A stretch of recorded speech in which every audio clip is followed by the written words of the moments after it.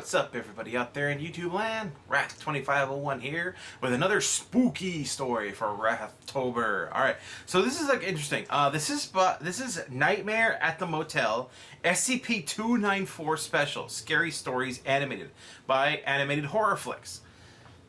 Okay, I don't know them, haven't done their stuff before. I don't think so, because I'm not subscribed to them. Unless I did. I looked at their stuff before and it sucked. That's actually happened. You guys only see about half of what I actually start to do. I get about halfway through a lot of my reactions, and then I just throw them out because the video was just really dumb or boring or had something, overly political or too gross for my channel. So, yeah, so that's just something to know. Anyway, so let's get started on this one and go. I got hopes for this one.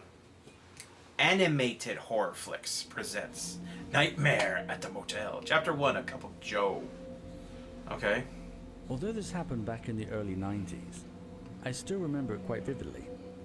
I guess it's just one of those experiences that left a lasting impression, and rightfully so.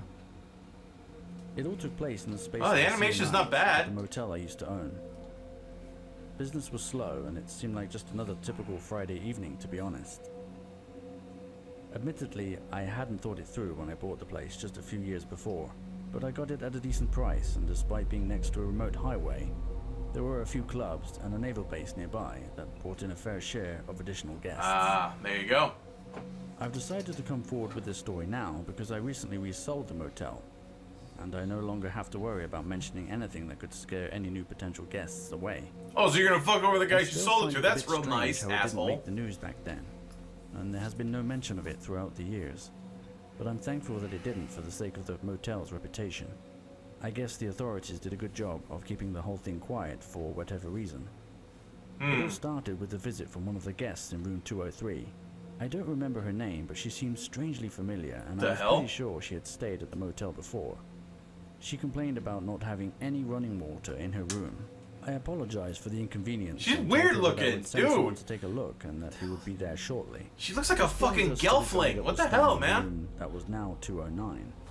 His name was Joe, and although he had a few run-ins with the law in the past, mostly for contraband and things like that, I recognized his talent for fixing things. So I offered to let him stay at the motel free of charge and offer a couple of meals a day in exchange for maintaining the place and to keep things running smoothly. The arrangement worked out pretty well for the both of us, and I could always count on him to get the job done quickly. So I headed on over to his room to let him know about the issue with the running water. I would usually call him on his phone, but I wanted to express how urgent it was since I didn't want to keep the guests waiting, and I wanted to make sure he got the message. As I approached the far end of the motel, I almost knocked on the wrong door since the room that used to be 209 had been restricted to staff only for reasons that I'll get into a little later. Wait, what? It was at that moment I experienced a weird sense of deja vu, and that's when I remembered the girl from room 203. Samantha, her name was. She had stayed at the motel before, in the room directly below.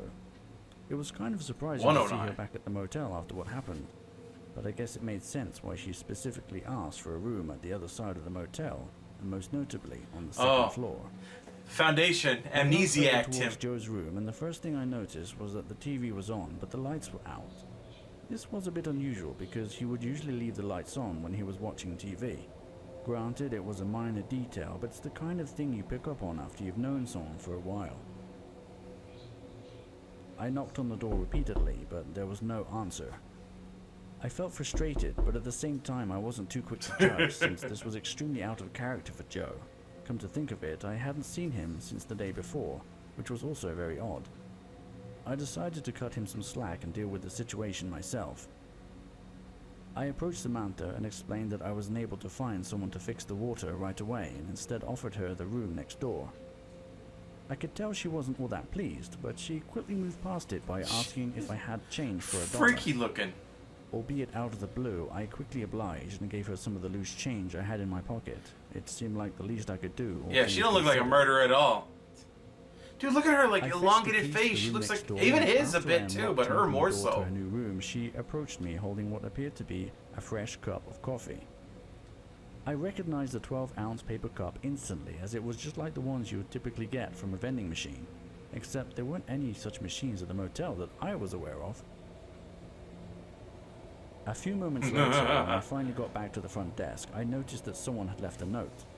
This was actually quite common back then because I was always fairly short-staffed and I couldn't be at the desk the whole time. So I encouraged the guests to leave a note if I happened to be away. I don't remember it word Food for tastes word, like shit. It was another similar complaint regarding a lack of running water and that they expected it to be fixed by the time they got back. What was even more intriguing though was the short comment at the end of the note stating something about coffee from a vending machine having a vile taste and they were expecting a refund. Signed, the Sailors. I What? started to feel increasingly more frustrated knowing that Joe wasn't available and I was getting complaints about running water and a vending machine that I didn't even know about. What I did know, however, is that don't sound I was suspicious. in for a long night and that I needed to fix the issue with the water before the Sailors got back. And if you're wondering who the Sailors are, it's kind of a nickname for a group of guys who would usually book between 3 to 4 rooms before heading out to one of the nearby clubs. They could be quite loud at times, and the cleaning lady would always complain about the mess they would make, but it's not like I could ask them to stop showing up. They were regulars after all. Yeah. It was at Pays that your very bills. moment that Samantha appeared again at the desk. My initial assumption was that she was there to complain about the coffee as well, but instead she mentioned that the new room that I had provided her with also had no running water. What the hell?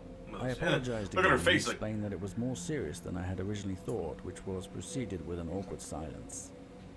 I felt compelled to say something, so I decided to ask her about the coffee. She smiled, probably thought I was being a jerk for changing the subject, and told me it was actually one of the best coffees that she had tasted in a while. We both kind of laughed it off, and I told her that I would make it my top priority to fix the water issue right away. I actually thought she might check out and demand her money back at that point, not that I could blame her, but fortunately she said okay, and headed back to her room. And I remember thinking that maybe the coffee vending machine wasn't such a bad idea, after all. Still, the issues facing the motel weren't going to fix themselves, no matter how good the coffee was, so I decided to head back to Joe's room to find out what was up. It was at the foot of the stairs that led to his room that I saw something in the corner of my eye.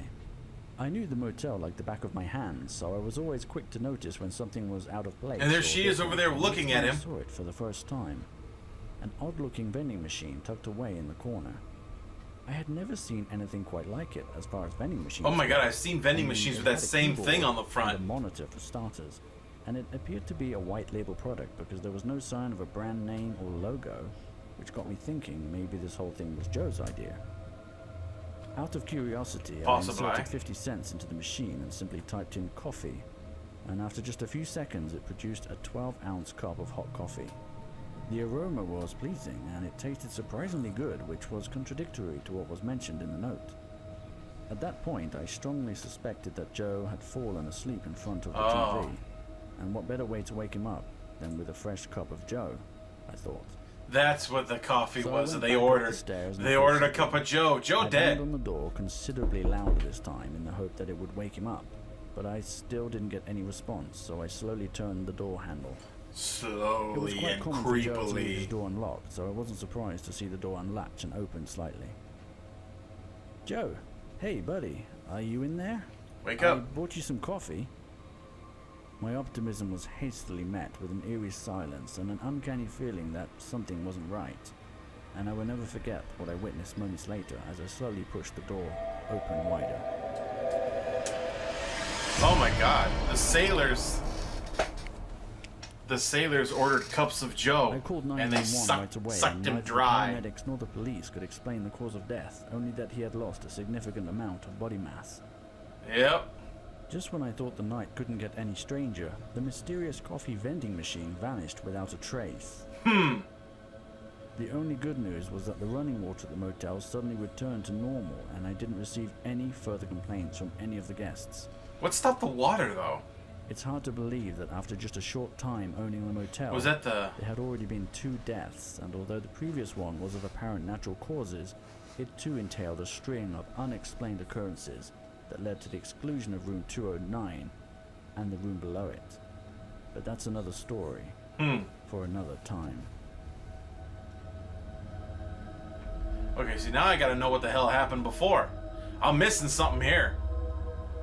So the Foundation came and took away the vending machine.